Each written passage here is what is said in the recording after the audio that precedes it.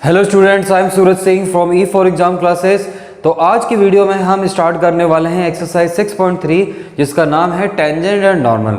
हम बात करेंगे टेंजेंट एंड नॉर्मल क्या होते हैं। ठीक है, तो चलिए स्टार्ट करते हैं। अगर आप वीडियो को पहली बार देख रहे हैं तो सब्सक्राइब करना चैनल को ना भूलें। ठीक है, अगर आपको अच्छी लगती है वीडियो तो आप मैक्सिमम इसे शेयर भी कर सकते हैं। ठीक है, तो चलिए स्टार्ट करते हैं। आज हम एक्सरसाइज 6.3 जिस एक्सरसाइज का नाम है टेंजेंट एंड नॉर्मल, बहुत इजी है। आपको थोड़ा सा बेसिक समझा रहा हूं मैं। बेसिक आज इंट्रोडक्शन पार्ट है, मैं एक दो क्वेश्चंस भी कराऊंगा। आपको इसका बेसिक देखना है। अगर आपको बेसिक समझ आ गया बेटा, कुछ भी नहीं है एक्सरसाइज के अंदर। ठीक है, अब ये टेंजेंट एंड नॉर्मल होता क्या है। जैसे फॉर एग्जांपल एक कर्व है, ये कर्व है। एट पॉइंट, इस वाले पॉइंट को लिख लेते हैं हम x1, y1। ये पॉइंट कौन सा है, x1, y1। अगर मैं इस पॉइंट पे एक लाइन ड्रॉ कर सकता हूं, अगर मैं इस पॉइंट पे एक लाइन ड्रॉ करूं तो ये पॉइंट कुछ ऐसे ड्रॉ हो जाएगी। तो ये क्या है, एक लाइन है। ये बात समझ आ रही है। इसको हम क्या क्या कह सकते हैं बेटा, इसको हम कह सकते हैं ये एक लाइन है। ठीक है, और अगर हमने 10th क्लास में एक चीज पढ़ी हुई है और हमने डेरिवेटिव के अंदर भी पढ़ा था कि अगर किसी कर्व पे, किसी पॉइंट पे अगर हम एक लाइन ड्रॉ करें तो उस लाइन को हम कहते हैं टेंजेंट। तो दूसरा नाम क्या हो गया इसका, टेंजेंट। तो हम देख पा रहे हैं कि लाइन और टेंजेंट दोनों एक ही चीज है। मतलब जैसा लाइन का बिहेवियर होगा वैसे ही टेंजेंट का बिहेवियर होगा। इतनी बात समझ आ गई। अब ये जो पॉइंट है, ये पॉइंट x1, y1, अब ये जो लाइन है ये किस पॉइंट से पास हो रही है, x1, y1 से। अब इसको डायरेक्शन प्रोवाइड कौन करता है, स्लोप प्रोवाइड करता है। और स्लोप का क्या कंडीशन थी, स्लोप जो है वो x एक्सिस के साथ एक एक्यूट एंगल बनाता है। वो भी कौन सा, पॉजिटिव एंगल भी कह सकते हो आप। Acute angle, positive acute angle बनाता है, वो भी एंटी क्लोज वाइज डायरेक्शन में। ये होता है स्लोप का डेफिनेशन। ठीक है, तो मैं यहां पे स्लोप को मान लेता हूं थीटा। और अब जो थीटा है वो स्लोप क्या बनाता है, m equal to tan theta. जो स्लोप होता है लाइन के केस में, जब एक पॉइंट गिवन हो तो आपको जो स्लोप m है, m जो है वो स्लोप है। और वो स्लोप जो ये थीटा है वो कैसे बना है, पॉजिटिव डायरेक्शन ऑफ, मतलब पॉजिटिव एक्यूट एंगल। ठीक है, ये पॉजिटिव एंगल है with anti clockwise direction of the x axis. ठीक है, इतना समझ आ गया। ये आपका आ गया स्लोप, ये आ गया आपका स्लोप, और ये m आ गया, स्लोप आ गया आपके पास, और ये पासिंग पॉइंट है। ये एक लाइन है। थोड़ा और देखते हैं। लाइन का हमने कुछ फॉर्मूला पढ़ा था, हमने लाइन की इक्वेशन पढ़ी थी। उससे पहले हमने लाइन का स्लोप भी पढ़ा था। लेकिन अगर मैं बात करूं टेंजेंट की, और आपको एक कर्व दे रखा हो, क्या गिवन हो आपको, एक कर्व दे रखा हो, एक कर्व दे रखा हो आपको, और उस कर्व पे किसी एक पर्टिकुलर पॉइंट पे आपको टेंजेंट ड्रॉ करना है, मतलब टेंजेंट का स्लोप फाइंड आउट करना है। तो आपको इस पॉइंट पे टेंजेंट का स्लोप फाइंड आउट करना है। तो आपको सिंपली करना क्या है, आपको सिंपली करना है उस कर्व का डेरिवेटिव। क्या करना है, उस कर्व का डिफरेंशिएट करना है। किस रिस्पेक्ट में, और डिफरेंशिएट करना है at this point F dash x करना है। और किस गिवन पॉइंट पे, इस गिवन पॉइंट पे। पॉइंट कौन सा है आपका, x1, y1। तो ये आपका जो एफ डैश होगा ये भी एक तरह से स्लोप का काम करेगा। आपको ये याद रखना है, कोई भी कर्व इक्वेशन दे रखी है, अगर आपको उस पर टेंजेंट ड्रॉ करना है तो उस इक्वेशन को आप डिफरेंशिएट कर दो जो गिवन पॉइंट पे है, तो वो उसका स्लोप आ जाएगा। अब हमारे पास पॉइंट भी है, स्लोप भी है, तो क्या हम इक्वेशन ऑफ लाइन निकाल सकते हैं, क्योंकि इक्वेशन ऑफ लाइन और टेंजेंट दोनों का मतलब ही एक है। तो हम यहां से निकालते हैं। हमारे पास इक्वेशन ऑफ लाइन का फॉर्मूला था, आपको याद होगा। इक्वेशन ऑफ स्ट्रेट लाइन का फॉर्मूला क्या था, जब आपको एक पॉइंट दे रखा हो तो फॉर्मूला था y minus y1 m x minus x1। यही फॉर्मूला था, y minus y1 equals to m x minus x1। यहाँ पे जो m है वो स्लोप है, और जो x1 और y1 है ये आपके पासिंग पॉइंट है। ठीक है, ये क्या है आपके पास, पासिंग पॉइंट। जहां से ये पासिंग पॉइंट हो गया इस लाइन का, और जहां पे ये पॉइंट से लाइन पास हो रही है। आपको समझ आ रहा है। ठीक है, तो अब इक्वेशन ऑफ टेंजेंट की बात करें, अगर हम इक्वेशन ऑफ टेंजेंट की बात करें तो फॉर्मूला क्या होगा, y माइनस y1, और m यहाँ पे m क्या होगा हमारे पास f डैश x, या हम लिख सकते हैं डायरेक्ट, ज़्यादा अच्छा होगा, हम लिखेंगे dy by D x of x1 comma y1 और x माइनस x1। तो ये फॉर्मूला किसका हो गया, इक्वेशन ऑफ टेंजेंट। सेम ही है, देखो यहाँ पे स्लोप m था, मैंने यहाँ पे स्लोप ले लिया x1 कॉमा y1, उसका differentiate eight point x1 comma y1। तो आपको ये बात समझ आ रही होगी, इक्वेशन ऑफ टेंजेंट का फॉर्मूला ये हो गया।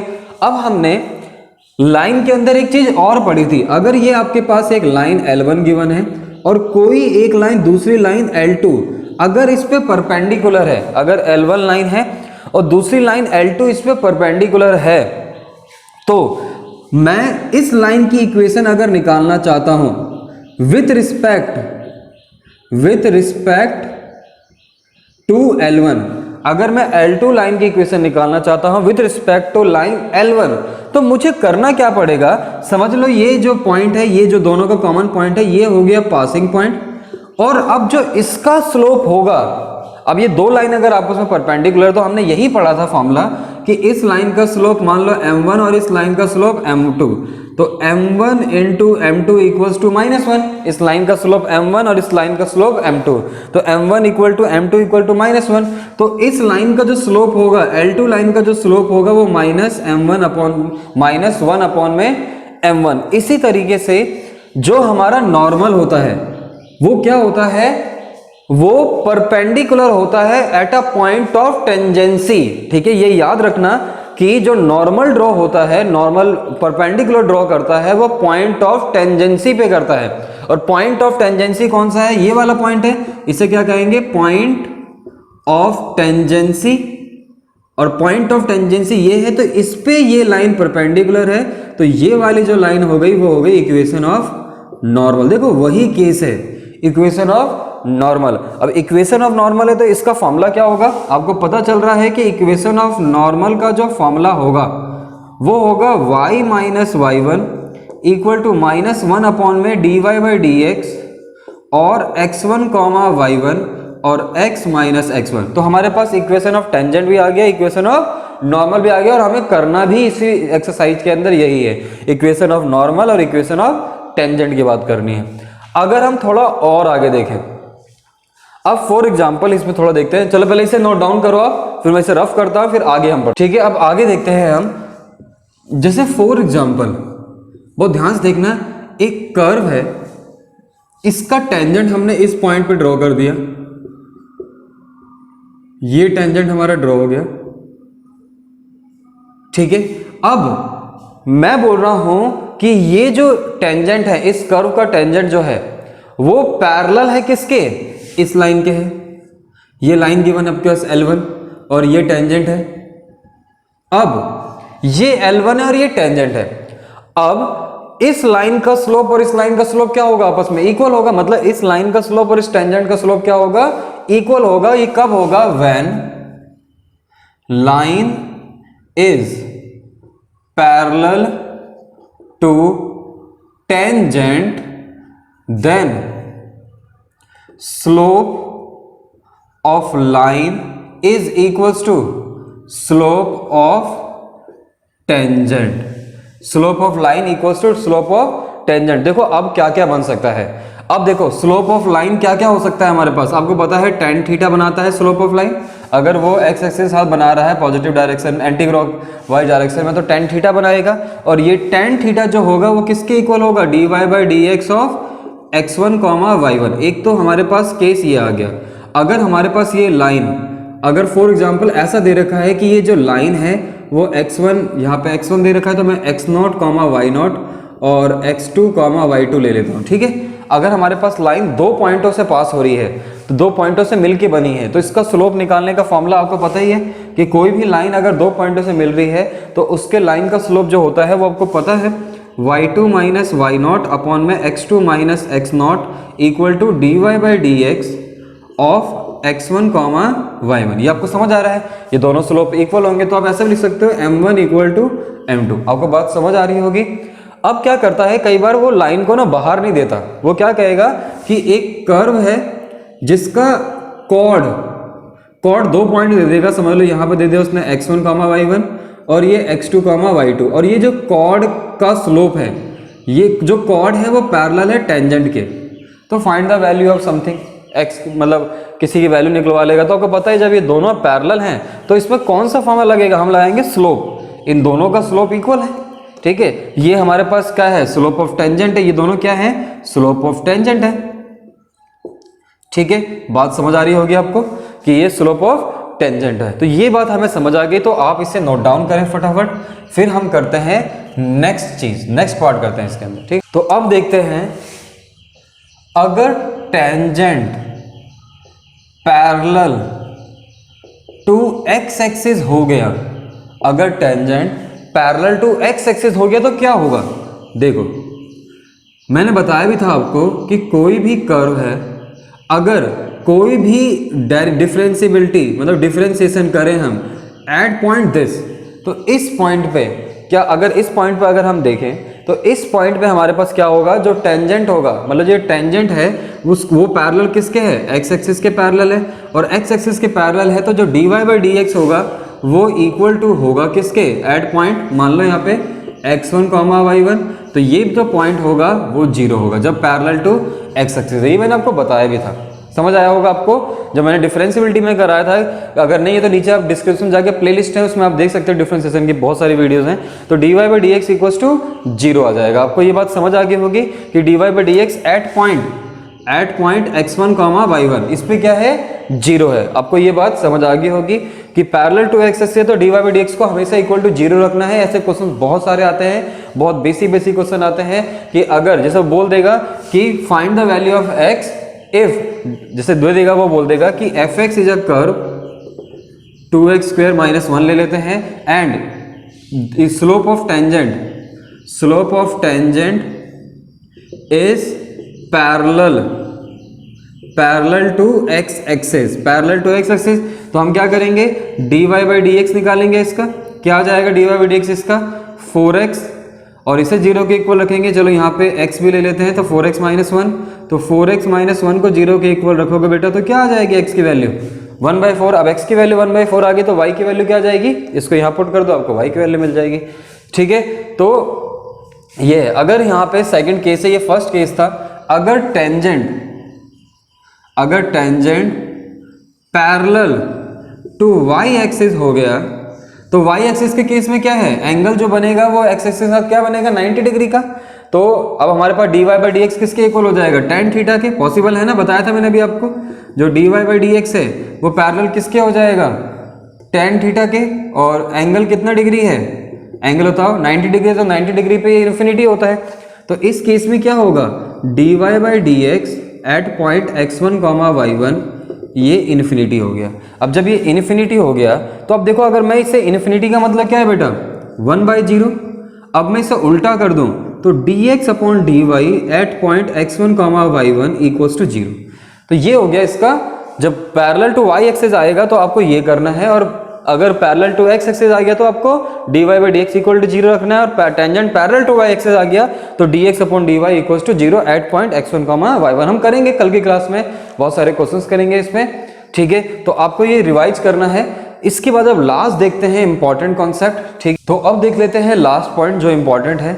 अभी तक हमने क्या देखा, एक कर्व एक लाइन को कंबाइन किया हमने। अब देखते हैं कि अगर कोई भी दो कर्व आपस में टच कर रहे हैं किसी गिवन पॉइंट पे, और ये पॉइंट है हमारे पास, मान लेते हैं x1 y1। याद रखना किसी पॉइंट पे ही टच करेंगे, बिना पॉइंट टच कर नहीं सकते, इस बात को याद रखोगे। अगर ये दोनों कर्व एक पॉइंट पे टच करें तो आप देख सकते हो इन दोनों के बीच का जो टेंजेंट है वो क्या है, इक्वल होगा, कॉमन होगा। और जब दोनों का टेंजेंट कॉमन होगा तो आप क्या समझ सकते हो, जब दोनों का टेंजेंट कॉमन है तो स्लोप ऑफ कर्व 1 और स्लोप ऑफ कर्व 2 वो क्या होगा, इक्वल होगा। मतलब मैं लिख सकता हूं dy by D x of curve 1 at x1 y1 और dy by D x of curve 2 at x1 y1 both are equal to each other. अब वो क्या बोलेगा क्वेश्चन कि find the value of x is something prove that कि they are touch each other. तो touch each other मतलब दोनों का स्लोप को आपको इक्वल कर देना है, या कुछ वैल्यू निकालने के लिए बोलेगा तो आपको दोनों को इक्वल, दोनों का स्लोप को इक्वल रखना है। उसके बाद कोई वैल्यू निकलती है तो निकाल देना है। इसके बाद ये फर्स्ट केस हो गया। सेकंड केस जो है, और ये लास्ट केस है आज का, फिर एक दो क्वेश्चन देखते हैं कि अगर कोई भी दो कर्व एक दूसरे को 90 डिग्री पे कट करते हैं। देखो अब सिंपल सी बात आपको समझ आ रही होगी, 90 डिग्री पे कर्व नहीं कट कर सकते, उनका टेंजेंट ही कट करेगा। मतलब आप देख सकते हो इसका टेंजेंट बना दो यहाँ और इसका टेंजेंट बना दो यहाँ, तो देख सकते हो इनका टेंजेंट ही आपस में एक दूसरे को 90 डिग्री पे कट करेगा। कर्व एक दूसरे को कट नहीं करेंगे 90 डिग्री पे। तो देख सकते हो इस कर्व का जो स्लोप होगा टेंजेंट का वो dy/dx of curve 1 at x1, y1, याद रखना किसी पॉइंट पे ही होगा, इसको याद रखना, ठीक है। जब मैं क्वेश्चंस कराऊंगा तो दिखाऊंगा आपको कि क्या मतलब है इसका। और ये होगा dy/dx of curve 2 eight point x2, y2। तो इस केस में क्या होगा, यहाँ से dy/dx of curve 1 at x1, हमने देखा था दो लाइनें अगर एक दूसरे को 90 डिग्री पे कट करती है, राइट एंगल पे कट करती है, तो दोनों का स्लोप का मल्टीप्लाई, दोनों के कर्व मल्टीप्लाई इक्वल्स टू किसके इक्वल होता है, -1 के। जब when two curves cut at right angles, ठीक है, कट एट राइट एंगल्स। तो आपको ये याद रखना है, ये सारे फॉर्मूले याद रखने हैं।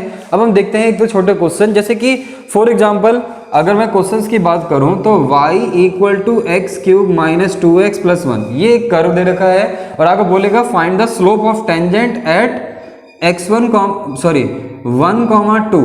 तो आप करोगे क्या, सिंपल dy/dx निकालोगे, फिर 3x² - 2 और आप ये पॉइंट पुट करोगे। जैसे ही 1 पुट करोगे तो ये 1 आ जाएगा। तो स्लोप ऑफ टेंजेंट क्या आ जाएगा, यहाँ से स्लोप ऑफ टेंजेंट जो आ गया आपका वो आ गया 1।